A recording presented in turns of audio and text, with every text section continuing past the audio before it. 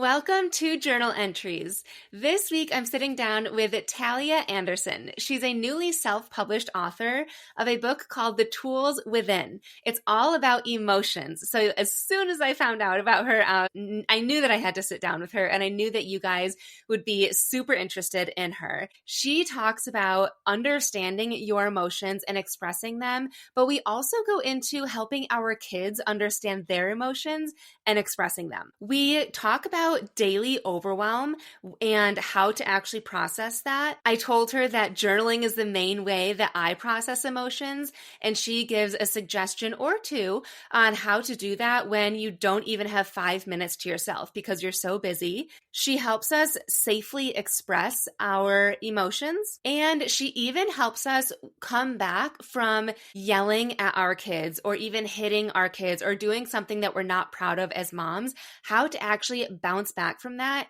in a way that actually builds connection with our kids and ends up feeling good instead of feeling shame. I always love sitting down with these guests, and this conversation is no different. I know that you're going to love it too. If this episode resonates with you and you're able to take a tip or two away, feel free to rate this episode or give it a review so that I know that you're listening and that you'd maybe want some more episodes on this topic. All right, let's dig in.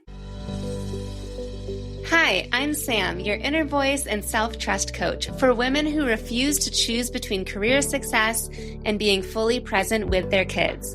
This is Journal Entries, where we break free from self-sabotage, reconnect with our inner wisdom, and live truly fulfilled lives in both of our roles. Let's dive in.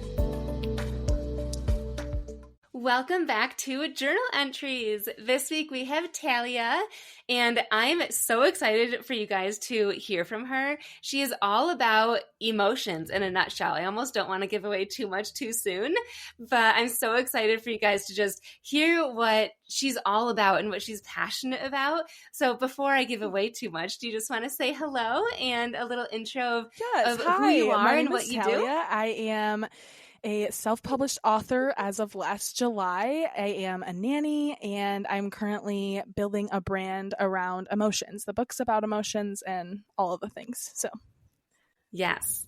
Yeah. And if you're a listener of Journal Entries, you know that this whole podcast started based on emotions. I started this podcast about 2.5 years ago. And I was not literally reading from my journals, but I was like recapping my journal entries that were heavily, had some really big emotions in them.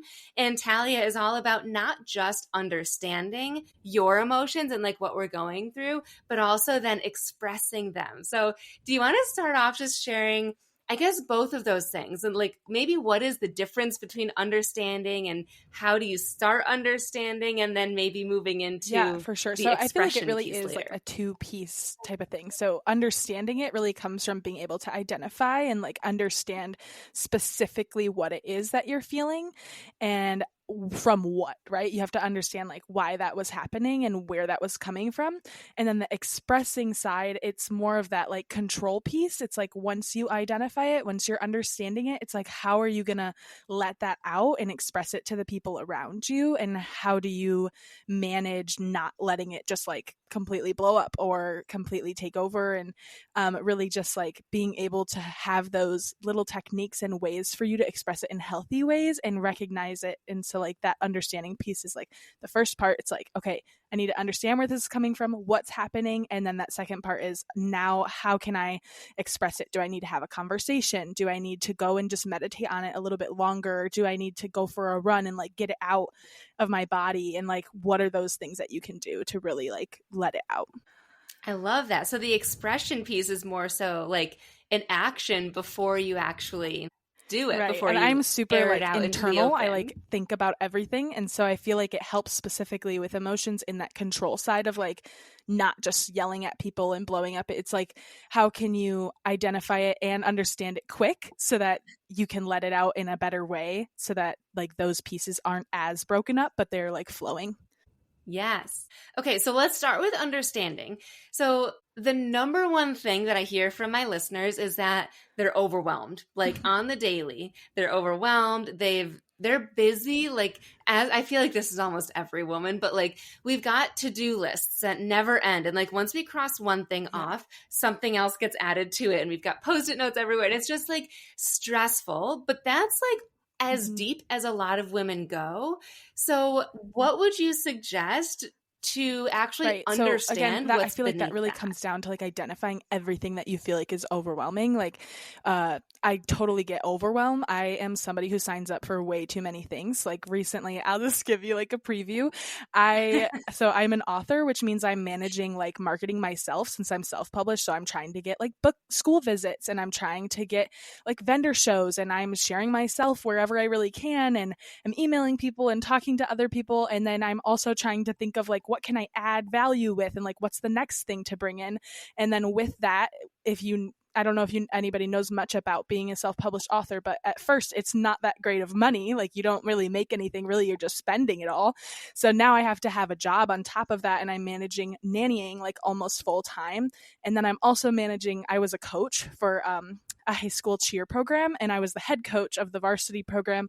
So I was managing like 5 days a week there, and then the behind the scenes of like organizing and all the things. So like I get the overwhelm. I'm here, I'm trying to manage working out still with all that going on. And it really like recently it comes down to identifying like what's overwhelming you and why. Like, is it just that you have too many to-dos, or is it that you're no longer being fueled by those things? And I think it really matters to be aware of like, what is it that you enjoy doing and that you get fulfillment from? And for me, like reflecting on mine, it was like, I was overwhelmed because everything I was doing was pouring out of me. And like, my favorite thing is reading my book. Like, I love doing the book stuff with people because it's just so fun to share it and be in person. But that's not my full-time thing right now because I'm so new. I'm not like this popular, famous person, right? So it's like, it's such a little part of my time and my months or my year that I needed more of that. And so with cheer and with like nannying, it's really important that you can find ways to like express that. I feel like I'm getting a little bit lost. What was from what the question you fully said? I'm like going deeper, but I feel like it's really important that you identify those specific things that are overwhelming you, and then knowing like, what is it that's overwhelming you? Are you just not pouring in yourself in other ways? And are you giving too much right now? And how can you not necessarily get rid of those things? Like, I don't want to just stop coaching, right? Because you might still love it, but how can you fuel yourself before it or after it so that you don't get so drained from those tasks that you're doing? I love that, because I think when people start to question, their overwhelm or whatever the feeling is, they might ask those questions of like, okay, what is it that I'm feeling, or why am I feeling this way? But you even went like that next layer of like, beyond just like the why. It's like, I don't know, I feel like it's that next layer of like, it's actually, I'm not lit up by this anymore. And then it's like, okay, well then that's another question. That's a whole other, that's not overwhelm anymore, right?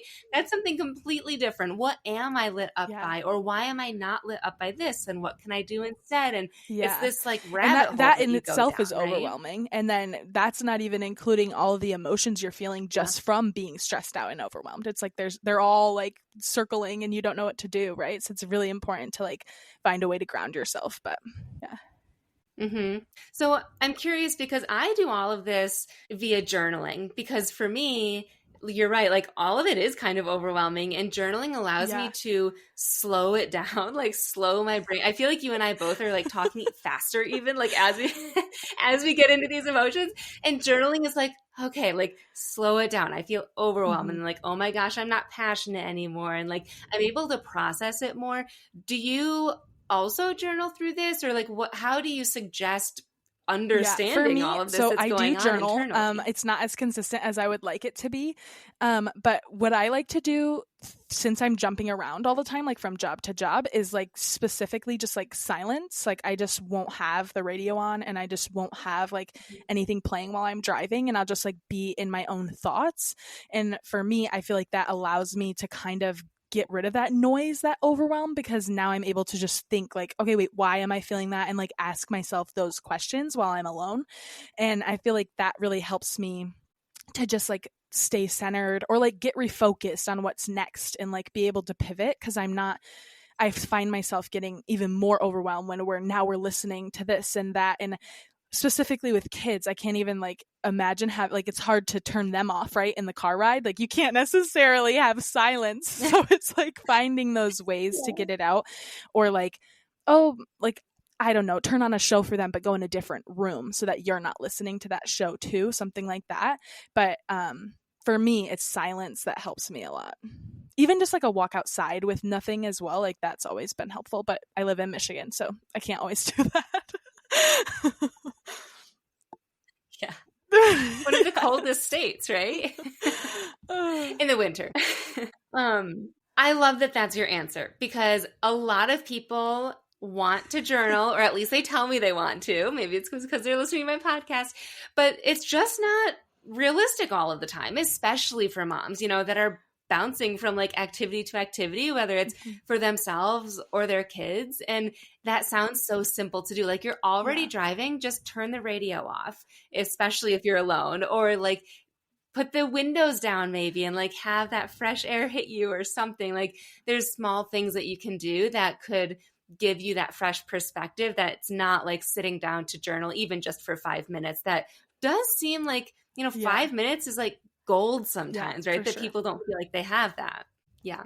So I am a recovering people pleaser. And one thing that they say about people pleasers is when they start to not people please and like have opinions and have desires and then express them, they go from not expressing them and, just pleasing and doing what the other people say and whatnot, to like a 180 of like expressing them harshly and not in the best ways. And so for people pleasers, or even like when dealing with our kids or for our kids, moving into this expression, what is a healthy way to go from, okay, we've processed the emotion, I know I'm feeling overwhelmed, or I know that I've like lost my passion for whatever this thing is. How is it that you can like, right? I honestly think all of this is like a learned skill. So I feel like the more you do it, the more you're going to practice it. But I do think that a part of that, like why it's still so harsh, is because you don't actually want to do that. Like, you're still like pushing against it because you are such a people pleaser. Like, you actually enjoy pleasing other people. Like, that's where you get your enjoyment from. So when you try to just like not do that anymore, it's like almost like you're pushing against a brick wall, right? Like, your body, it's naturally wants to please people, and you're forcing it to not to, because either somebody told you it's not healthy for you, or you started to recognize that you're doing it too much, right? And so I think it's important to have those understandings and like reflections again, like sit down and like really figure out when is a good time for you to maybe please other people and have that like comforting side of it because you enjoy that. And then when is it like, okay, where is the people pleasing becoming too much, and where are you kind of giving up what you value and it's actually causing you to drain yourself? What are those things? And that now that you know that those are those things, I feel like you can kind of find more of a comfort in letting them go. Like, now there's more of a purpose to it, is what I'm trying to say. Like, once you find the important part of it, it'll be easier for you to nicely let someone down and realize like, I'm not hurting their feelings. I'm just telling them I can't do this because I really can't. Like, I really have something else going on. And then it kind of takes out that like mean part of it that I feel like a lot of people pleasers feel like they can't say no because that's rude and they need to help people. And it's like, no, you can still help people, but you can't help people if you're not helping yourself first. So finding those small ways that you can help yourself first and then also give back later to still fuel that little side of you that loves helping people, but making sure that you're like helping your values and taking care of yourself. And I know that part is like way easier said than done, but I love this topic because I feel like my mom is a people pleaser, and she's like in that stage where she's trying to figure out how to like hold her boundaries, and she is like kind of like angrier about it like more recently. And it's so funny to me because like you said, like she did a whole 180, but it's like it's almost like for the people around you, you can be proud of them too, because it's like, wow, like you would have never like said anything close to that before. So like, even if you feel like you're being harsh right now, I don't want you to like go back. Don't like flop back 180. Like be proud of yourself for being able to even say no now. And then now let's just address and find ways that like you can maybe feel a little bit better about saying no, because you still obviously are having that pushback from doing it. So like, how can you feel good doing it now? Yes, it's funny that you bring up that example of your mom, because I last night, not that I should be practicing my boundaries on my 4-year-old, but last night my 4-year-old it was just one of those nights where he was like, I'm hungry, I'm hungry, I'm hungry, as he was supposed to be going to bed. And finally, my boundary was like, no, no more food. You should have had more dinner. I've already given you snacks. And he was like, can I have one more saltine? And I was like, nope, because blah, blah, blah. And finally, he was just like bawling his eyes out. And I was like, fine, I'm going to get you one more cracker. And then that is it. The kitchen is closed. And I'm like speaking more harshly. And then anytime I do this, he starts crying. He says, you are frustrated. And he's like, identifies how I'm feeling and whatnot. And he says, you're frustrated at me. He always thinks that it's like at him. And I say like, I'm not frustrated at you. I'm frustrated at myself. And last night was the first time, because I've said this before, because I don't want him thinking, and it's true, like I was frustrated that I was going back on my word. And like, I was people pleasing my son, which is something that I talk about, right? But I said, I'm frustrated that I said that I was not going to get you any more food and that one more saltine. And now I'm going back on my word and I'm going to go get you the one more saltine. And it was like the first time that he was like, oh. And I'm just kind of picturing you in this situation, but as a 4-year-old. And he's the one that I'm practicing on, like holding my boundaries. But for someone that's not necessarily people pleaser, but is experiencing overwhelm or anxiety and they need that outlet, how would you express that? Do you mean like that stress and how do you express that part of it?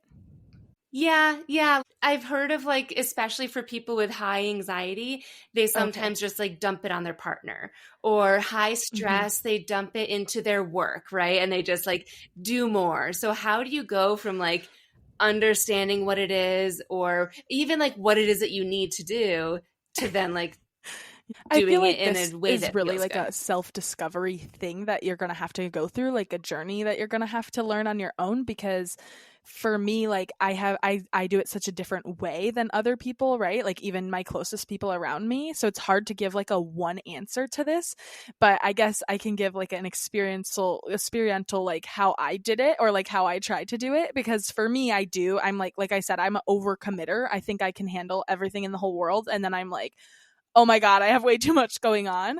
And so again, it just comes down to being aware of that and then knowing what it is that will help you. Like for me, I know that my workouts are going to help me feel better if I make sure I get it done every day, so that that's not like one more thing that I'm mad at myself for not doing. So I make sure I get that done like right in the morning so that I know it's done. And that has helped me like feel better about that overwhelm, because I'm like, oh, okay, I did this and that was my priority, like on my self to-do list, if that makes sense. Like, what can I do to better myself? And it was work out. And so like, I know I checked off at least one thing to better myself today. And now that I'm going into like work and I feel stressed out about it, I actually feel a little bit better because I was able to take a little bit of time for me and just able to like move through it, rather than just going straight to work. And then now I'm mad that I didn't get a workout in, and now I'm stressed because I have so much going on. And it was like, no, I got to move my body and I'm proud of myself for that. And now I can come here. And even though it might be a little bit stressful to be here,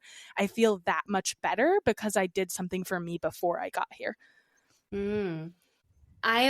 So when I think about expressing, for some reason, my mind goes to conversations. Like it always needs to be a conversation, but I love your perspective of like expressing is literally just like releasing almost. So it's finding your thing that feels good to just release it a little bit, like get it out of your system. And I am for sure a talker. So like my main people around me, like I definitely just like spew things at them like all day long. not all day, but like at dinner or whatever we're doing. So I think talking is a huge part of it. And it's also that communication piece of like, when you're living with other people, like I currently live with my parents and my boyfriend, and like living with so many people, it's super important to know yourself and know like when you are getting that little bit of like angered, and like being able to just tell them like, look, I'm getting frustrated because of this and it's not at you. Like, and just being able to say that. Okay. So, we've been talking a lot about like understanding and expressing our emotions. And I feel like a lot of my listeners are moms with kids who would love to help their kids understand Okay. their emotions and become emotionally regulated, right? And ideally, I don't know, maybe this is bad to say, but like not be so like hot and cold all of the time, even though we know that they're kids. But do you have any tips or experiences with like helping kids understand how they feel or helping them express number them? one, my like main thing is we're talking a lot about identifying and understanding our emotions, and that's the part that kids don't have yet. So it's really being able to find like conversation or like words to give them to be able to talk about it. Like that's one of the reasons I made my book, was so that you could literally label the emotion itself and kind of like in a fun way start the conversation of what those are. And I always tell everyone too, like when it comes to actually expressing them, it's super important that you bring your kids along for the ride. Like, for example, if you could make the most beautiful meditation corner for your kids to go and like read their books, and it could be this little quiet center. And I know a lot of people think those are cute. This is why I use this example. But like, if they don't see mom using a quiet corner, they're not going to use the quiet corner. So I wanted to bring it back to the example earlier that we were talking about, where you just are driving and you want silence. Well, with kids, like I said, it's hard. But if you talk to them and you already have conversations about like trying to regulate yourself and like emotions, and you tell them like, mommy's emotions are feeling overwhelming right now, and I want to invite you to take a quiet moment with me. Can we just roll down the windows and look outside for a minute? And like that practice will help your kids integrate like, I just need a quiet moment, and like be able to start recognizing that for themselves if you share it with them through that conversation and through the understanding, so that they can start to see like, oh, like I can pick up on that practice too, right? And then they're a teenager and might know I need a quiet moment. Like, so it just kind of follows it through. I love that so much. And it's so true of like, that phrase of do what I say, not what I do, in reverse of like, Yeah. no, we do actually have to do it. And it's worth it because especially when we're talking about emotions, it actually will I feel like calm us down. that quote you just said, do as I say, not as I do, I just feel like so I don't want to offend anyone, but I feel like that is like an old, like the way that they did it because they knew they were doing something wrong and didn't want their kids to follow. But it was like, why are you not fixing that? Like, why are you not, why are you getting to do it and they don't? Like, fix it. So Yeah. I saw an Instagram reel a few months ago, and it was about it was two parents sitting on the couch watching TV, and their daughter was sitting at her little like table in front of them watching TV too. And she kept looking back at the parents, and they were watching TV too. So she was just like looking at them. And the father recognized that she was looking back, and he didn't turn off the TV. He just put down, oh, sorry, they weren't watching the TV. They were on their phones. And so he put down his phone, went to go grab a book for himself and his partner. And then the next time that the daughter looked back from the TV at her parents, they were both reading books instead of looking at their phones. And she went over and grabbed a book for herself instead of watching the TV, even though the TV was still on. And I feel like it's kind of like that. Like if your kids see you on your phones, they're going to turn to the electronic that they have. If they see you watching TV or in a quiet corner, which is so cute, or like doing a quiet moment, they're more likely it can't to be like a do forced thing, and kids feel it. They know what's genuine and what's not. I feel like they have that sixth sense still. It's not like gone yet from society, so they know if you're being honest or if you're actually practicing what you're trying to teach them. So it's super important. And I feel like I hear a lot of parents who are like, oh, my kids are however old, like let's say they're 9 years old, and they're like, I feel like I've already messed it all up. Like I can't turn around and fix it.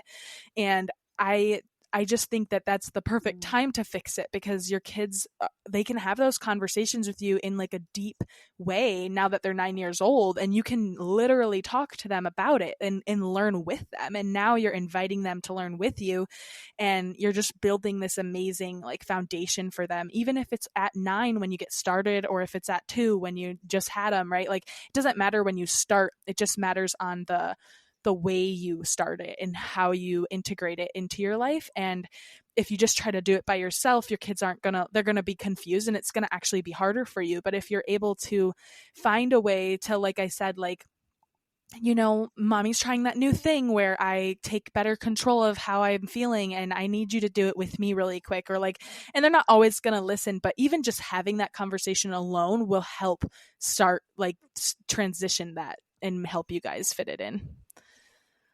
I think that's important to note, of like, you have to say something, like have the conversation without forcing it, so that it's not just like you're doing this on your own and like hoping that they see.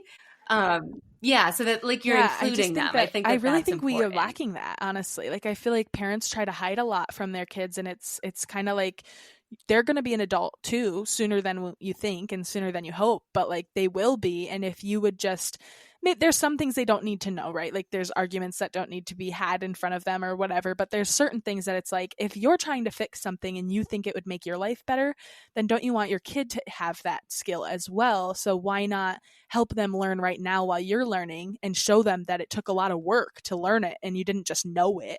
And then they have like that other side of it where they know like, oh, remember that one time my mom fixed this, and now I like, with this inner knowing that you don't actually think about. It's like you're self-conscious, but like you're subconscious, I mean. So like their subconscious will have this foundation to be like, oh, I have to do a lot of work sometimes to change things, and that's okay. It's going to take time, and I can be along that journey because you did it first and showed them that example that they're allowed to do it.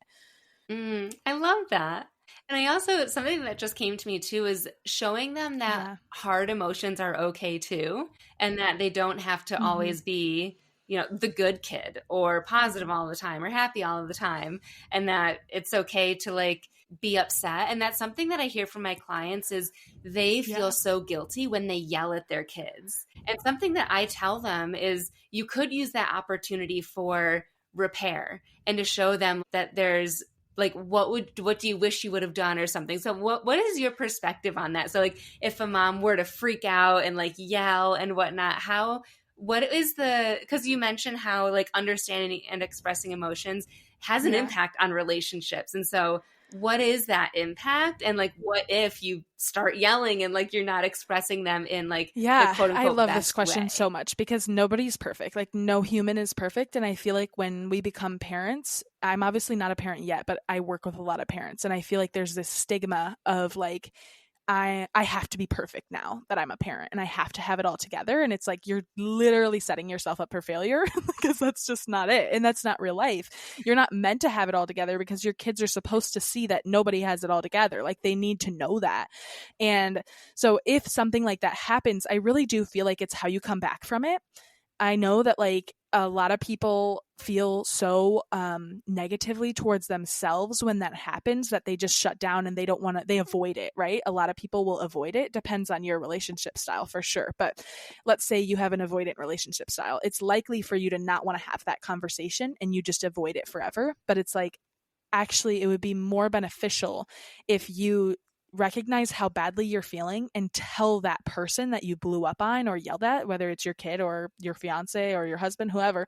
Like, it's better for you to go and be like, look, I know that I messed up, and I feel really bad that I yelled at you, and that wasn't the best way for me to express that emotion, and I'm really sorry that I took it out on you. And like, it doesn't have to be this perfect conversation. Like, it literally can just be an apology, and you can share like, I am working to do better on that, and this is what I'm going to try to do next time, and I'll continue to try to do better. And like, even just that is so comforting. Like, if someone said that to me, like, without me having to go over to someone and be like, I really didn't like how you just reacted to me. If they came to me first and said, you know what, I'm really sorry, I took a few minutes for myself, and I recognize that I didn't react in the best way, and what happened did hurt my feelings, or it did upset me, but that doesn't I do feel bad about how I showed you that it upset me. And so I would love to just talk through it if you're willing to. And I'm sorry for how I did it, right? Like, it doesn't mean that what they did was correct, but you can still recognize the part that was wrong that you did, so that your kids can see that example and then want to recognize what they did that was wrong. And it really won't happen if you're both always saying you're right, even though you know you're wrong. Like, it's important to show those examples. So like, maybe your kid just hit you and you decided to hit them back. Like, you're going to feel really bad about that because you know that's not what you wanted to do, but it was like just like a reaction, right? And so if you go to them and say, and they're upset now, like, I'm really sorry that I hit you. It like almost like could debrief the whole thing. Like, and now they're going to realize, like, well, you know what? I'm kind of sorry that I hit you too, right? Like, I don't want to do that either. So it's really just that communication aspect of it that's missing in life right now, that I feel like, don't be afraid of the conversation. Like, just have it, just talk. Like, it just helps so much if you just talk through it.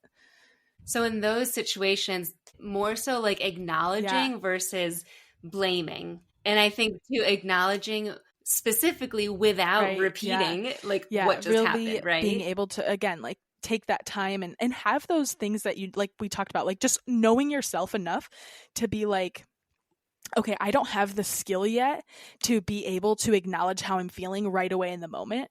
So I need to be able to catch that I'm about to be rude as soon as possible and say, I need 5 minutes.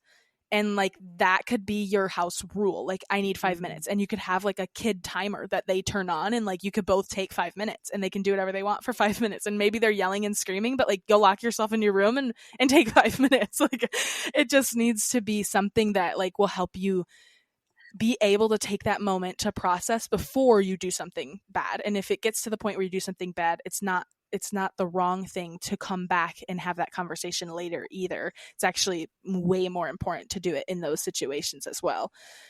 I feel like this is so many permission slips of just like, it's okay to, leave your kid for 5 minutes. It's okay to like do a bad thing, yell at them or hit them or whatever it is, but then like show up and repair afterwards. And like, all of it is okay. It's all about like acknowledging how it made you feel and how it made them feel and all of it. There will be more growth for your like family if you're able to come back together and like work through it rather than just like leaving it unsaid, right? Because if you're leaving it unsaid, like, people make up their own like beliefs on what it means. Then they write their own meaning towards it, where if you guys can come together and talk about what it meant to you, and then you find that middle grounding, now you both know the meaning, like the same meaning, and you can move forward with that rather than both of you coming up with your own meanings on what happened. And then it just escalates the situation later and more and more.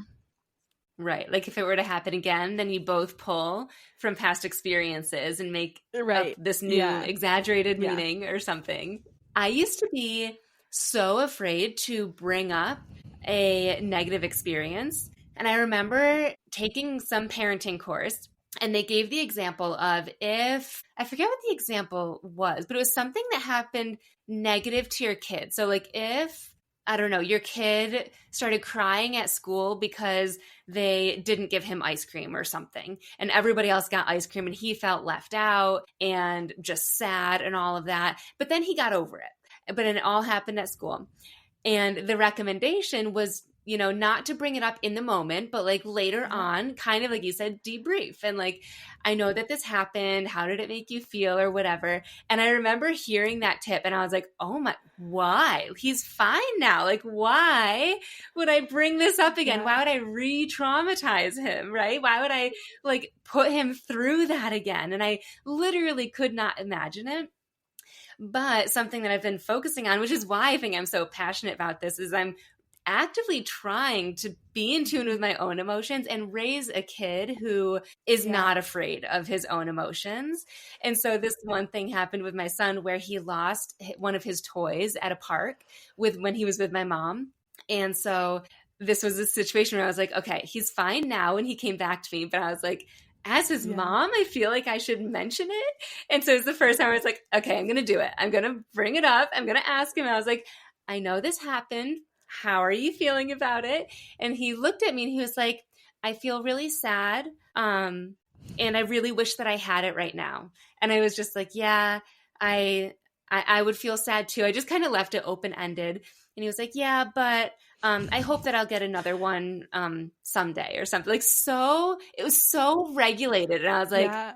oh my gosh. Like, I just expected this meltdown again, or because he's an emotional kid. So I was like, it's going to be a meltdown. And it wasn't. So what is that like? What's I think whole kids are all rationale different. on So it's all really of that? hard, like this, like this job even for me, like it's so hard, like talking on Instagram about how your kids might react, because it's like, no, every kid is different. So just make sure you know that. Like, but what I do think is like they've had time to process it. Like we were talking about how we need to identify and understand and then decide how we're going to express it. And I feel like in that experience, he was able to understand that he was really upset about it. And because you're a great mom, he knows the words sadness and stuff. Like he's able to express that to you. So when you ask him about it, he has the language to say how he's feeling rather than showing it in actions and screaming and crying now, because he knows those words. So he was able to tell you through language instead of those reactions. And I think that because it had been time to process it, he's no longer feeling that like inner like body anger anymore. He like that's like gone. So now he's able to like just think about it and talk about it.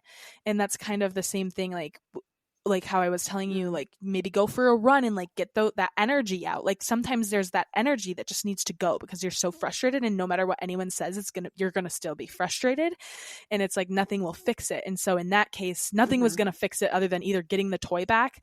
Really, that was the only thing in that situation. So it was like he had to just let out his emotion, and then once he let it all out and was upset and whatever and came back to you and you asked him, he already got it all out. So he was able to reflect on it and say, yeah, I'm pretty sad about it, but I'm hoping to get another one, right? Like, so he was able to do that instead. Okay, gotcha. Yeah, that makes sense. And I feel like looking back, sometimes we just need to do the hard thing and have proof.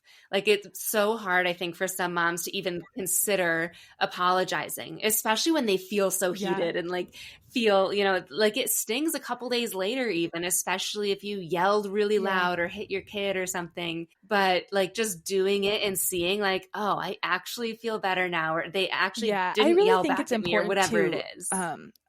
Almost emotionally detach from the outcome in those situations. Like reminding yourself, okay, I need to apologize because in the bigger picture, I want my child to know that it's important for them to recognize their own actions, especially when they do something bad. And so I think that it's like letting go of your ego in that situation and being like, okay, even though I am still upset with them and I don't really want to apologize for this because it made me so mad that I think I could have reacted that way.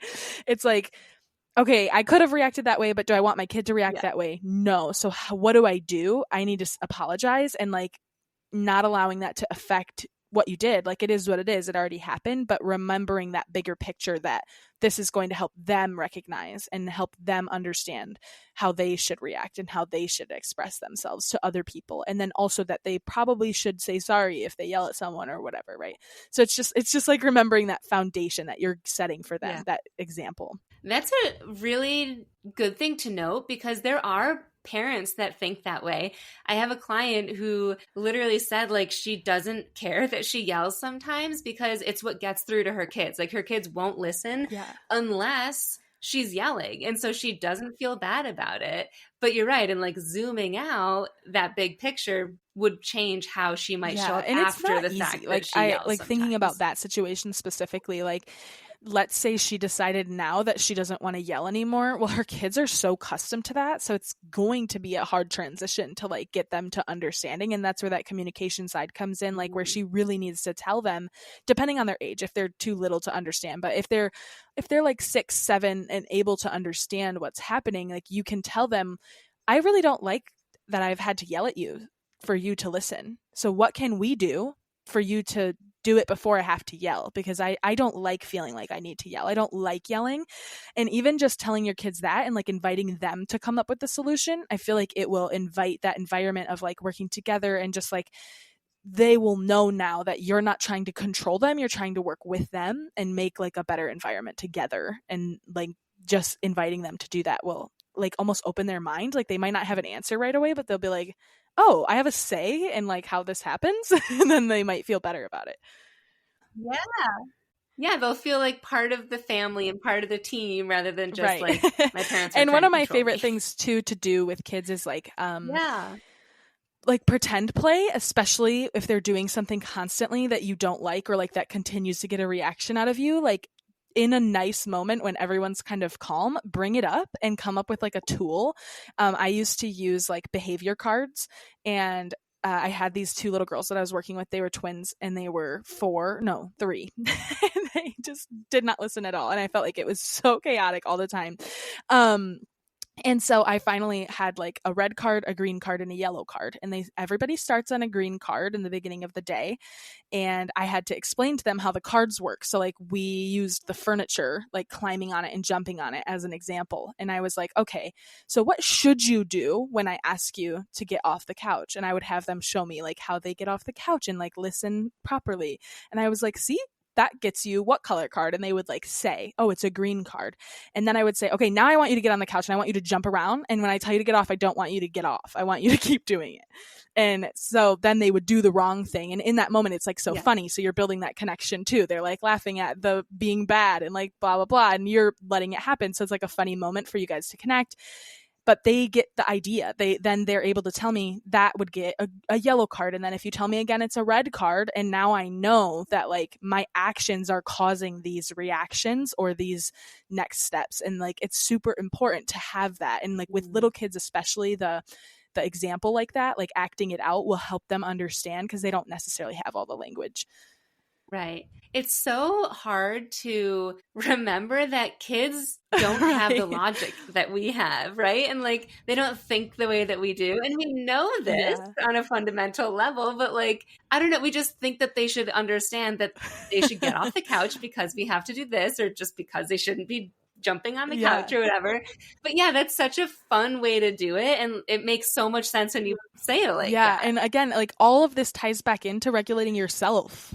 Like you can't do these things without regulating yourself first. Like you have to understand your emotions. You have to know like how things affect you to be able to then teach it. Like it's like mastering a math problem. You can't teach a math problem that you don't understand.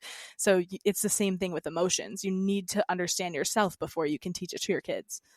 Right. Like if you're feeling overstimulated, you could ask yourself like, what is overstimulating? Going back to how we first started this call, like what is overstimulating me? And it might be my kids are jumping on the couch. Right. And then like and why is that? Like, because I've told them 5 times. And like, this is something that you could then do to help to express it and help them express it too. Right. Maybe. Exactly. So you have this book. Do you want to share anything about your book and anything that you have coming? Because I feel like the listeners are going to be like, I want more from Talia. What does she have coming? Okay, and where so can I find my her? book is called The Tools Within. I will have you share the website in your show notes and everything. But basically, the book is about 5 different tools that are each an emotion. So for example, one of the characters is Happy Hammer. And we talk about how each of those emotions are felt and then how they will be expressed. So I feel like I should read a part of it really quick just so people can kind of understand what I mean by that. So for example, with Happy Hammer, let me see. Yeah. We say, you might be happy when you give someone a compliment, or when we accomplish something we've been working really hard on, we'll be happy together. And then in the picture, like there's a little nail giving the other nail a compliment. And then on the next page, we say we'll get to express our feelings through laughter, smiles, and cheer. So it's like, first we're identifying it, and then we're explaining how we're going to express that happiness and how other people might know that we are happy.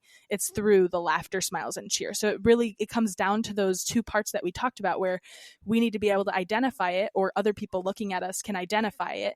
And then how we express it is how they know what's going on, right? And so that's kind of the idea. It's to start introducing the language into your kids' life. So now they will be, through the book, they'll be able to learn about happiness, sadness, anger, fear, and confidence. And it's really just like a segue into what we've been talking about. Like if you want your kids to be able to have that language and be able to express it to you, you need to somehow open the conversation and open those ideas of those words and get their focus to it. Because if you've ever tried to teach someone like something without them being interested in it, it just won't happen. Like it's just like in one ear out the other. But this book is to help you both sit down and hopefully like start to read it and like giggle throughout the process. And then you introduce that language without them even knowing. And now you can like branch out on that. And that's really the goal for this year. Like I said, I just published this in last July. So it's been like just 6 months, and I am trying to find a way now to create more products for you guys or more tools and resources that will help parents take a next step from reading the book to now integrating it into their life and being able to like really give them that language so that they actually use it rather than just reading it once and putting it in the corner. So one of the things that I'm working on right now is like a positive mindset card. It's still in the works, but the title that I'm working with right now is Daily Dose of Happy Hammer. And the idea is that every day you can pull a card with your child and it has like something positive and something happy to work on with them. And like a couple of them I talk about, like I think one of them is about gratefulness, and it's like, can you find 5 things to be grateful for today? And like that will just open a conversation for you guys to talk about. And it's just like, it's helping them understand that happiness comes from being grateful and loving people and things like that. And then it's also starting their morning off with that positivity and helping them remember that what they look for is what they'll find. So if they're asked a question right in the morning about what they can be positive about, they're going to look for the positive things all day, and it's going to help them get through their day. So that's the next tool. There's one more thing that I'm trying to work on, which is more of like a course-based thing that has a bunch of activities for you guys to like hands-on do, but everything's kind of in the works for now. So the best place to be updated on all of that would be Instagram and my website. Instagram is Talia_Anderson__. And yeah, I'm hoping that I can help you guys there, and I will see some of you there and we can continue working together.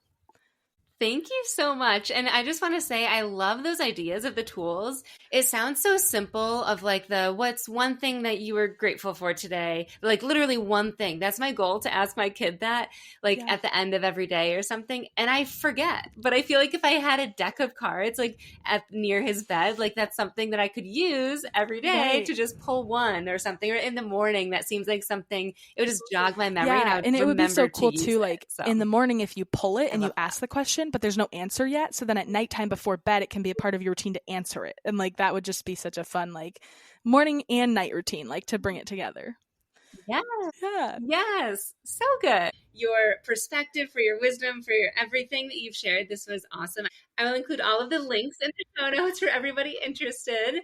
For my listeners, go check out all of those links and feel free to screenshot this episode and to share it in your stories and tag Talia. Let us know what emotion came up for you when you were listening today, perhaps. And again, thank you, Talia. Thank you so much. This has been so amazing. Thanks for joining me for today's journal entry. If something resonated with you, I'd love to know about it. Screenshot this episode, share it on social media, and tag me at samantha.s.says. Or even leave a review, which will help more women find this podcast to create more fulfillment in their career and as a mom. And hey, if you're thinking, I wish I could get more of this, I've got you covered. Click on the link in the show notes, which I customize each week based on what we're talking about. And I always include the link to the Calm Mind Blueprint, which are my 5 journal prompts to go from overwhelm to inner peace in 2 to 10 minutes a day. Subscribe so that you catch my Thursday 5-minute journal with me episodes and next week's full episode where we will continue this journey together. I'll see you then.